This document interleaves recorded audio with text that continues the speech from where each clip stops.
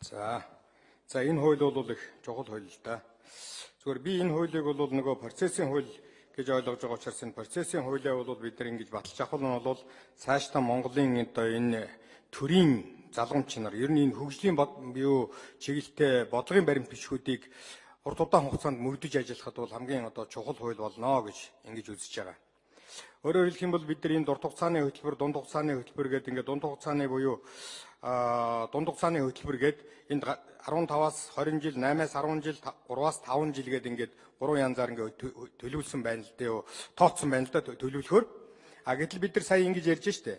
Тухайлбал одоо цоо шин нам гашээ цоо шин гаргаад ирвэл яах вэ гэж. Тэгэхээр бид нар нэгэнт одоо урт хугацааны хөтөлбөргээд 15-аас 20 жилийн хугацааныхаа хөтөлбөрийг одоо энд ингээ батлаад энүүнийгээ бол Монгол улсын хөгжлийн үзэл баримтлаггээд нэгэнт одоо энэ процессын хуулийнхаа дагуу бүх хөтөлбөр одоо төсөл арга хэмжээнүүдээ нэгтгэхэд нэг баталчихсан бол энийг Монгол улсад одоо сонгуульд оролцогчгоо болон бусад бүхэл улс төрийн хүчнүүд яг л энэ үзэл баримталтаараа тулгуурлаж бүх юмнуудаа хийдэг байх ёстой гэсэн энэ зарчим бол энэ хуулиар зохицуулагдж байгаа гэж ойлгож байгаа нь зөв үү? Яахан арга байхгүй бидэрт бол ийм шаардлага үнэхээр байгаа юм. Бид нар одоо ингээд энэ олон одоо янз янзын хөгжлийн баримт бичгүүдийн тухай бол ярьдаг. Хөгжлийн доктортой хөгжил, бүсчилсэн хөгжил, элдвийн л одоо хөгжлийн бодлогууд баримтлсан. Гисэн хэрнээ яг сонгуульд оролцох болохоор улс төрийн хүчнүүд бол үнэхээр одоо яг алийн чухал гэж үзэх юм уу? Эсвэл аль нь яг жинхнээр Монгол улсын хөгжлийн үзэл баримтлал юм бэ гэдэг тал дээр бол бид нар юу өгч чаддгүй, акцент өгч чаддгүй. Ерөөсөө л намуудын мөрийн хөтөлбөргээд боловсруулаад явдаг.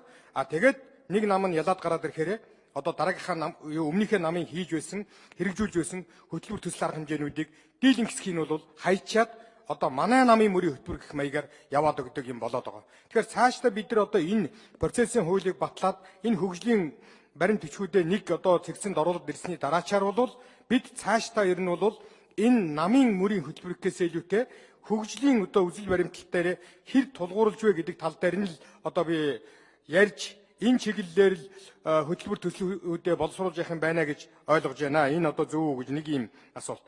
Хамгийн эцэст нь бол тэр нэг энэ хариуцлага тооцох тухай гэдэг нэг юм байгаа. Гэтэл хариуцлага тооцох тухай гэдэг юм дээр бол энэ дээр яг одоо энэ улс төрийн намууд сонгуульд оролцоод ингүүл одоо ингэнэ гэсэн чиглэлээр юм алгал да. Зүгээр ер нь би бол энүүнийг үгний хариуцлага тооцох юмдаа оруулж игэл ямар вэ гэж. Яг нь дотор нь байна лээ. Одоо үндэсний аудитын газраар мөрийн хөтөлбөрөөр хянуулна батлуулна гэдэг. Ер нь бол энэ хариуцлага тооцох асуудал дээр энийг бас тусгаж өгөх нь бол би зөв болов гэж дотор бодож байгаа. Энэ дээр та нар ямар бодолтой байдаг вэ? Тухайлбал энэ хариуцлагын тогтолцоон дээр нэг ийм бичсэн байна л да. Аудитын дүгнэлтээр нотлогдсон төсвийн ерөнхийлөн захирагчийн дараа оны төсвийн хөгжлийн бодлогын баримт бичгийг хэрэгжүүлэхэд шаардлагатай хөрөнгийг 5-аас 15% бууруулан батлана гэж.